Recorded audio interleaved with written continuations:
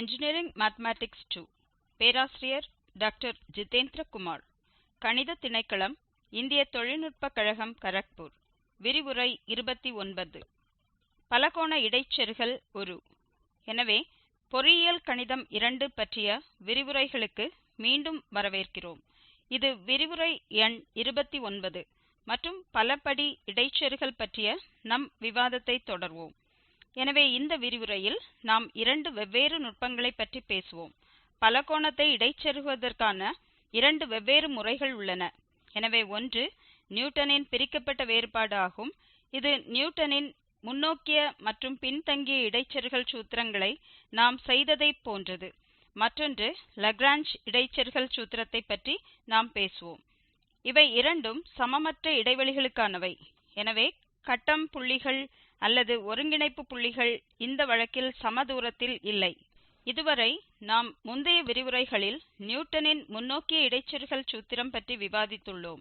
அங்கு சூத்திரம் இதுபோல் தெரிகிறது. ஒவ்வொரு டேர்மிலும் எங்காவது இந்த h உள்ளது. இது ஒருங்கிணைப்பு புள்ளிகளுக்கு இடையிலான தூரம் x0, x1 அல்லது x1, x2 மற்றும் அவை சமதூரத்தில் இருக்கும். இதேபோல் நியூட்டனின் பின்தங்கிய சூத்திரத்திற்கும் இந்த ஒருங்கிணைப்பு புள்ளிகள் சமதூரத்தில் இருப்பதாக நாம் கருதுகிறோம். எனவே இந்த இரண்டு சூத்திரங்களிலும் சமதூர ஒருங்கிணைப்பு புள்ளிகளை எடுத்து பெறப்பட்ட ஒரு குறிப்பு இப்போது நாம் சமதூரத்தில் இல்லாத ஒருங்கிணைப்பு புள்ளிகளை கொண்டிருக்க முடியும் என்ற அர்த்தத்தில் மிகவும் பொதுவான 2 சூத்திரங்களை பற்றி பேசுவோம். எனவே முதலாவது நியூட்டனின் பிரிக்கப்பட்ட வேறுபாடு சூத்திரம் ஆகும். இது நாம் ஏற்கனவே செய்ததைப் போலவே உள்ளது. எனவே நியூட்டனின் முன்னோக்கிய அல்லது பின்தங்கிய வேறுபாடு சூத்திரத்தின் பெறுதலுக்கு நாம் தொடக்கத்திற்கு செல்வோம். எனவே நமக்கு x0 மற்றும் x1 என்று கொடுக்கப்பட்ட 2 புள்ளிகள் மற்றும் அவற்றின் தொடர்புடைய மதிப்புகள் f மற்றும் f உள்ளன. எனவே அடிப்படையில் 2 புள்ளிகள் கொடுக்கப்படுகின்றன. மேலும் இந்த 2 புள்ளிகள் வழியாக கடந்து செல்லும் ஒரு நேர்கோட்டை நாம் பொருத்த முடியும் என்று நமக்கு தெரியும். எனவே இந்த நேரியல் பல்லுயிரியை P1 b0 b1 x x0 என எடுத்துக்கொள்கிறோம். இந்த குணகங்களின் மதிப்பீட்டின் எளிமைக்காக நாம் முன்பு எடுத்து கொண்டுள்ளோம். உடனடியாக நாம் பதிலீடு செய்யும் போது x x0, எனவே இந்த f b0 பல படி மதிப்பு கொடுக்க வேண்டும்.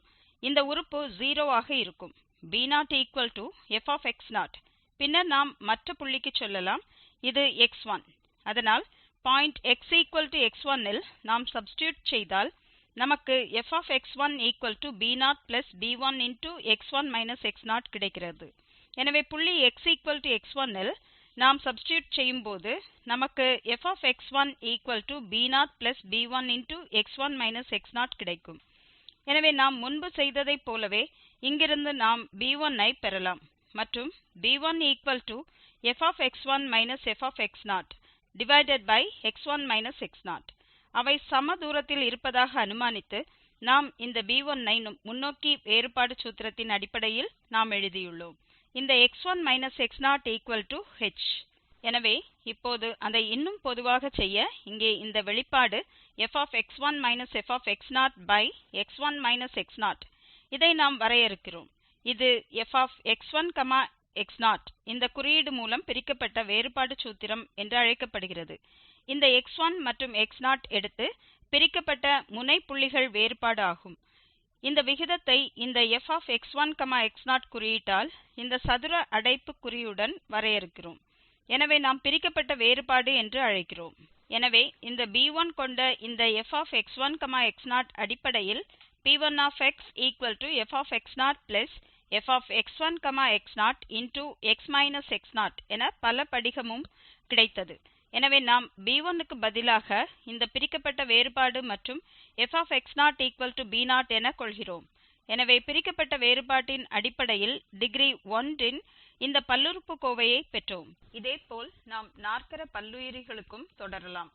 இந்த விஷயத்தில் நமக்கு 3 புள்ளிகள் தேவை. எனவே x0, x1 மற்றும் x2 மற்றும் தொடர்புடைய மதிப்புகள் f f மற்றும் f. எனவே இந்த வழக்கில் இயற்கையாகவே நாம் படி 2 மற்றும் மீண்டும் ஒரு பல்லுயிரியை பொருத்த முடியும். நாம் இந்த P2 b0 b1 x x0 plus b2 into x minus x0 into x minus x1 கட்டமைப்பை எடுத்துக்கொள்வோம். இந்த அறியப்படாத குணகங்களின் மதிப்பீட்டிற்கு நாம் மீண்டும் செல்வோம், அதாவது b0, b1 மற்றும் b2. எனவே நாம் b0 க்கு x=x0 ஐ பதிலீடு செய்யும் போது நமக்கு உடனடியாக b0 கிடைக்கும். மற்றும் இதேபோல் b1 நாம் ஏற்கனவே மதிப்பீடு செய்த அதே மதிப்பு இருக்கும் முன். எனவே b1 fx1 x0, பின்னர் x=x2 ஐ பதிலீடு செய்து நாம் b2 ஐயும் பெறலாம். எனவே b2 fx2 fx1 x2 x1 fx1 fx0 x1 x0 whole divided by x2 x0. நாம் ஏற்கனவே இரண்டு புள்ளிகளுக்கு வரையறுத்துள்ள பிளவுபட்ட வேறுபாட்டின் அடிப்படையில் இந்த இரண்டு வெளிப்பாடுகளையும் மீண்டும் இங்கே எழுதலாம். அதாவது முதல் ஒன்று fx2 x1, இரண்டாவது இது பிரிக்கப்பட்ட வேறுபாடு ஆகும், இது fx1 x0 மற்றும் x2 x. எனவே இங்கே இந்த உயர் வரிசையின் இந்த பிரிக்கப்பட்ட வேறுபாட்டை நாம் குறிப்பிடலாம், ஏனெனில் இது மீண்டும் நாம் முதலில் கணக்கிட்டு பின்னர் இதனுடன் வகுத்த இந்த பிரிக்கப்பட்ட வேறுபாட்டின் வேறுபாடு ஆகும். இந்த நோடல் புள்ளிகளுக்கு இடையே அதிகபட்ச வேறுபாடு உள்ளது. எனவே x2 மிக உயர்ந்த மதிப்பு மற்றும் x0 என்பது குறைந்தபட்ச மதிப்பு. எனவே அந்த வேறுபாடு டினாமினேட்டரில் வருகிறது. எனவே இந்த விகிதத்தை இந்த மூன்று புள்ளிகளுடன் மீண்டும் பிரிக்கப்பட்ட வித்தியாசமாக வரையறுக்கிறோம், அதாவது fx2 x1 x0. எனவே இந்த b1 கொண்ட இந்த பிரிக்கப்பட்ட வேறுபாட்டின் அடிப்படையில் b1 இந்த பிரிக்கப்பட்ட வேறுபாட்டின் அடிப்படையில் நாம் இப்போது இரண்டாம் படி பல்லுயிரியை எழுத முடியும். எனவே P2 of x fx0 plus fx1 x0 into x minus x0 plus fx2 x1 x0 into x minus x0 into x minus x1. எனவே இப்போது நாம் இந்த மூன்றாவது வரிசை பல்லுயிரி அல்லது நான்காவது வரிசை பல்லுயிரியை தொடர முடியும். பொதுவாக நாம் கொடுக்கப்பட்ட n+1 புள்ளிகள் n-வது டிகிரி பாலினோமியல் பார்க்க நமக்கு Pn of x fx0 plus x minus x0 into fx1 x0 plus x minus x0 into x minus x1 into fx2 x1 x0 plus etc. plus x minus x0 into x minus x1 into etc. into x minus xn minus 1 into f of xn xn minus 1 etc. x0 போன்ற ஒரு சூத்திரம் வேண்டும். எனவே இந்த சூத்திரம் தான் நியூட்டனின் முன்னோக்கிய வேறுபாடு சூத்திரத்தை விட பொதுவானது. மேலும் எங்கள் தரவில் கொடுக்கப்பட்ட சமதூரமற்ற ஒருங்கிணைப்பு புள்ளிகள் இருக்கும்போது இது பயன்படுத்தப்படலாம். இந்த சூத்திரம் பிரிக்கப்பட்ட வித்தியாசத்தை விட மிகவும் எளிமையானது, ஏனென்றால் ஏற்கனவே பிரிக்கப்பட்ட இந்த வேறுபாட்டில் ஒருங்கிணைப்பு புள்ளிகளுக்கு இடையிலான தூரம் மறைக்கப்பட்டுள்ளது என்று நான் அர்த்தப்படுத்துகிறேன். எனவே எங்களிடம் மிகவும் எளிமைப்படுத்தப்பட்ட சூத்திரம் உள்ளது. மற்றும் சுவாரஸ்யமான விஷயம் என்னவென்றால் இந்த பிரிக்கப்பட்ட வேறுபாடுகளை அட்டவணையின் உதவியுடன் மீண்டும் பெறலாம்.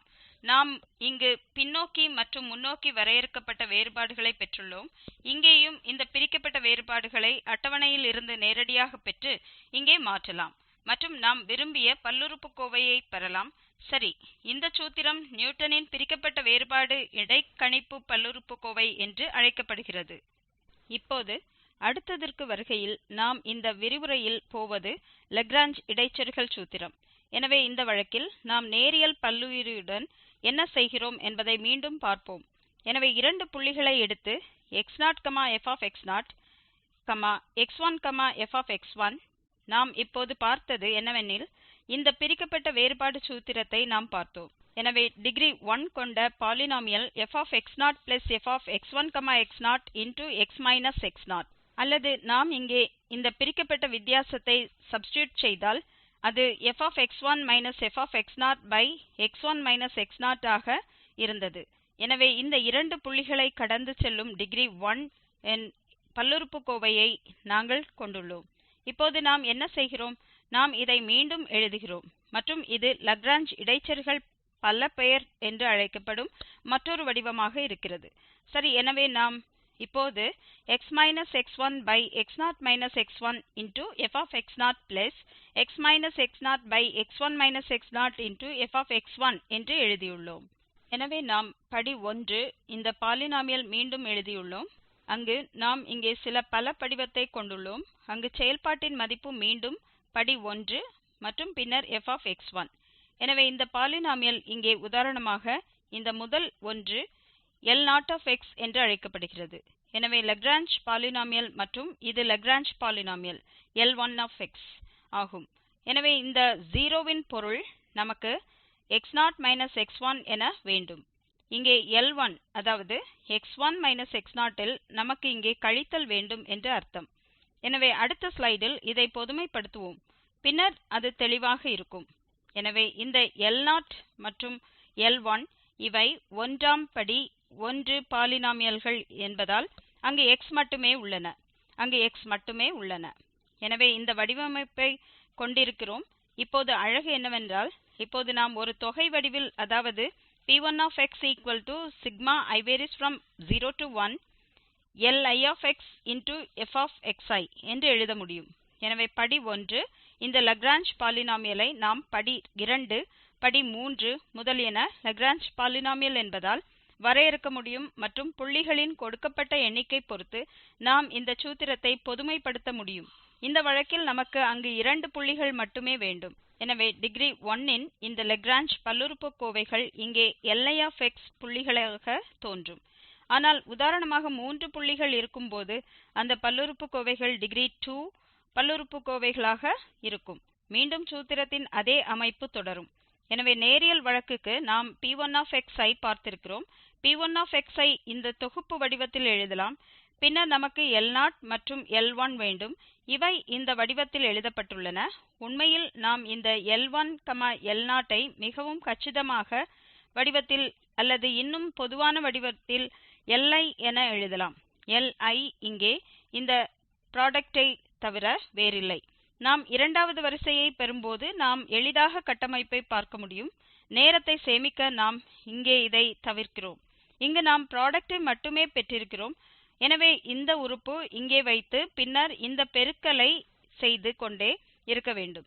ஆனால் இந்த வழக்கிலிருந்து இந்த 0 இலிருந்து 1க்கு போகிறது.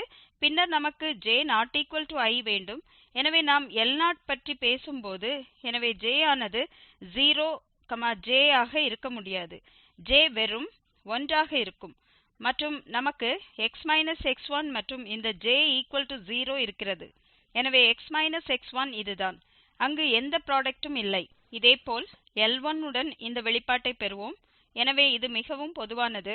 ஆனால் நாம் இரண்டாவது வரிசை பாலினோமியலை அல்லது மூன்றாவது வரிசை பாலினோமியலை பற்றி பேசும்போது இரண்டாவது வரிசை அல்லது மூன்றாவது வரிசை பாலினோமியல்களை உருவாக்க இந்த டேர்ம்கள் பெருக்கப்படும். சரி, எனவே பொதுமைப்படுத்தப்பட்ட லாக்ரேஞ்ச் இடைச்செருகல் பலபடிகள் உள்ளன என்று வைத்துக்கொள்வோம். n+1 புள்ளிகள் x0, f of x0, x1, f of x1, xn, f of xn ஆக கொடுக்கப்பட்டுள்ளன. எனவே n+1 தரவு புள்ளிகள் கொடுக்கப்பட்டுள்ளன. நாம் டிகிரி n கொண்ட பல்லுறுப்புக்கோவையை உருவாக்கலாம். அதாவது இப்போது நாம் படி 1 செய்ய இது இந்த பாலினோமியலை பொதுமைப்படுத்துகிறது. ஆனால் நாம் 2 செய்ய முடியும். பின்னர் பொதுமைப்படுத்தல் மிகவும் எளிதாக இருக்கும். எனவே இங்கே இந்த Pn அது வெறும் 1 ஆக இருந்தது. எனவே எங்களிடம் Pn of x equal to sigma I varies from 0 to n Li of x into f of xi உள்ளது. ஏனெனில் இந்த f of xi மேலும் n+1 எண்ணிக்கையில் ஒவ்வொரு f of xi இங்கே வரும். மற்றும் இவை படி n இன் லாக்ரேஞ்ச் பாலினோமியல்கள் இப்போது உள்ளன, ஏனெனில் n+1 புள்ளிகள் கொடுக்கப்பட்டுள்ளன. எனவே இந்த லாக்ரேஞ்ச் பாலினோமியல்கள் சரியாக வரையறுக்கப்படுகின்றன. நம்மிடம் உள்ளவை Li of x equal to product j varies from 0 to n j ≠ I x xj by xi xj. எனவே உதாரணமாக நாம் விரிவாக்கப்பட்ட வடிவத்தில் எழுதினால் இது, எனவே நமக்கு Li of x equal to product j varies from 0 to n j ≠ I x xj by xi xj equal to x x0 into x x1 into x xi 1 into x xi plus 1 x xn. divided by xi minus x0 into xi minus x1 etc. xi minus 1 into xi minus xi plus 1 etc. xi minus xn ஐ தருகிறது. இந்த xi இலிருந்து மற்ற எல்லா புள்ளிகளும் டினாமினேட்டரில் கழிக்கப்படும். அது நினைவில் கொள்ள எளிதானது. எனவே முதலில் நான் இந்த பகுதியை எழுத அனுமதிக்க, நாம் இந்த ஐயாவது இந்த பாலினாமியல் பற்றி பேசுகிறோம் என்றால் பின்னர் நமக்கு xi எல்லா இடங்களிலும் வேண்டும் மற்றும் xi தவிர மற்ற அனைத்து புள்ளிகளையும் அங்கு கழிக்க வேண்டும். இப்போது நாம் இந்த xi இன் தொகுதிக்கு செல்கிறோம். எல்லா இடங்களிலும் x மாற்றப்படும், மீதமுள்ள அனைத்தும் ஒரே மாதிரியாக இருக்கும். எனவே இந்த லாக்ரேஞ்ச் பாலினாமியல்களை நாம் எளிதாக நினைவில் கொள்ள முடியும். எனவே இவை டிகிரி n இன் லாக்ரேஞ்ச் பல பெயர்களாக அழைக்கப்படுகின்றன. எனவே நாம் நினைவில் கொள்ள வேண்டிய ஒரு மிக எளிய சூத்திரம் sigma I varies from 0 to n Li of x into f of xi ஆகும். அதுதான் இங்கே உருவாக்கம் மற்றும் இவை நிலையான புள்ளிகள் மற்றும் அவை n டிகிரியின் லாக்ரேஞ்ச் பல்லுறுப்புக்கோவைகள் என்பதை நாங்கள் ஏற்கனவே அறிவோம். எனவே இப்போது நாம் எண் உதாரணத்திற்கு செல்லலாம். எனவே லாக்ரேஞ்ச் மற்றும் நியூட்டனின் பிரிக்கப்பட்ட வேறுபாடு சூத்திரத்தை பயன்படுத்தி பின்வரும் தரவுடன் படி 2 அல்லது அதற்கும் குறைவான பாலினாமியலை உருவாக்குகிறோம். எனவே நம்மிடம் 3 தரவு புள்ளிகள் உள்ளன. எனவே சில சந்தர்ப்பங்களில் படி 2 அல்லது அதற்கும் குறைவான பாலினாமியலை எதிர்பார்க்கலாம். f மதிப்பு இங்கே 1, 3 மற்றும் 3 என கொடுக்கப்பட்டுள்ளது. எனவே முதலில் லாக்ரேஞ்ச் இடைச்செருகல் பலபெயர் மூலம் செல்வோம். எனவே இங்கே நம்மிடம் 3 தரவு புள்ளிகள் உள்ளன. எனவே படி 2 இன் லாக்ரேஞ்ச் பாலினாமியலை நாம் பெறுவோம். எனவே பாலினாமியலை மீண்டும் எழுதலாம். இது sigma I varies from 0 to 2 Li of x into f of xi. இப்போது இங்கே நாம் கவனிக்கிறோம் L0, L1 மற்றும் L2. எனவே L0 of x equal to x minus x1 into x minus x2 divided by x0 minus x1 into x0 minus x2.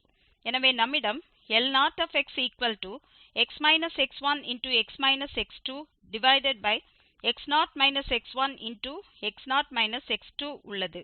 எனவே L0 of x equal to x minus x1 into x minus x2 divided by x0 minus x1 into x0 minus x2 equal to x minus 2 into x minus 4 divided by 1 minus 2 into 1 minus 4. எனவே இந்த Lagrange இடைச்செருகல் L0 இன் இந்த 2 degree Lagrange பாலினாமியல்கள் நமக்கு L0 of x equal to 1/3 into x minus 2 into x minus 4 என உள்ளது. இதேபோல் L1 க்கு நாம் மீண்டும் கணக்கிட முடியும். எனவே இங்கே ஒரே வித்தியாசம், இப்போது நமக்கு x1 வேண்டும், பின்னர் மற்ற அனைத்து புள்ளிகளும் கழிக்கப்படும். எனவே முதலில் நம்மிடம் L1 of x equal to x minus x0 into x minus x2 divided by x1 minus x0 into x1 minus x2 உள்ளது. எனவே மீண்டும் இந்த மதிப்புகள் அனைத்தையும் வைத்து x0 மற்றும் x1, x2 நாம் இரண்டாவது வரிசை பாலினாமியல் இந்த L1 ஐ பெற முடியும். பின்னர் நமக்கு L2 of x equal to x minus x0 into x minus x1 divided by x2 minus x0 into x2 minus x1 கிடைக்கும். எனவே x0 மற்றும் x1 என்ற இந்த மதிப்புகள் அனைத்தையும் வைத்து நாம் இரண்டாவது வரிசை பாலினாமியலை பெறுகிறோம். இரண்டாம் படி பாலினாமியல் கிடைக்கும்.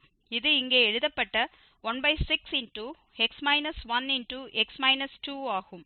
எனவே டிகிரி 2 கொண்ட இந்த விரும்பிய அனைத்து பாலினாமியல்களும் L0, L1 மற்றும் L2 ஆகும். நாம் இப்போது இந்த லாக்ரேஞ்ச் பாலினாமியலை நாம் இந்த ஒவ்வொரு L-ஐயும் செயல்பாடு மதிப்பு மூலம் பெருக்கினால் மட்டுமே எழுத முடியும். எனவே இங்கே நமக்கு P2 of x equal to sigma I varies from 0 to 2 Li of x into f of xi equal to L0 of x into f of x0 plus L1 of x into f of x1 plus L2 of x into f of x2 கிடைக்கிறது. எனவே நாம் இதை எளிமைப்படுத்த முயலும் போது மற்றும் நமக்கு -2/3 into x square plus 4x minus 7/3 கிடைக்கிறது. எனவே அது லாக்ரேஞ்ச் இடைச்செருகல் சூத்திரத்தை பயன்படுத்தி கிடைக்கப் பெற்றது. இப்போது நியூட்டனின் பிரிக்கப்பட்ட வேறுபாடு சூத்திரத்திற்கு வரும்போது இந்த சூத்திரத்தை பயன்படுத்த வேறுபாடு அட்டவணையை உருவாக்க வேண்டும். எனவே முதலில் நமக்கு இந்த பிரிக்கப்பட்ட வேறுபாடு அட்டவணை கிடைக்கும். எனவே முதல் பத்தியில் x என எழுதுவோம். எனவே 1, 2 மற்றும் 4 மற்றும் f of x இல் நமக்கு 1, 3 மற்றும் 3 உள்ளன. பின்னர் நாம் எப்படி பெறுவது என்பது முதலில் பிரிக்கப்பட்ட வேறுபாடு நியூட்டனின் முன்னோக்கிய மற்றும் பின்தங்கிய வேறுபாடு சூத்திரத்தில் நாம் செய்யும் இந்த வரையறுக்கப்பட்ட வேறுபாடுகளை பெறுவதைப் போலவே உள்ளது. இங்கே இதை கழிக்கவும். எனவே இங்கே 3 1/2 1 2 மற்றும் இந்த வழக்கில் 3 3/4 2 0/2 0 மீண்டும். எனவே நமக்கு இப்போது இந்த கடைசி ஒன்று வேண்டும், நாம் இதை கழிக்க வேண்டும். நமக்கு 0 2/4 1 -2/3 கிடைக்கும். எனவே இந்த மூன்று புள்ளிகளை கொண்ட இந்த பிளவுபட்ட வித்தியாசத்திற்கான மதிப்பு இதுதான். பின்னர் நாம் இந்த சூத்திரத்தில் பயன்படுத்த முடியும்.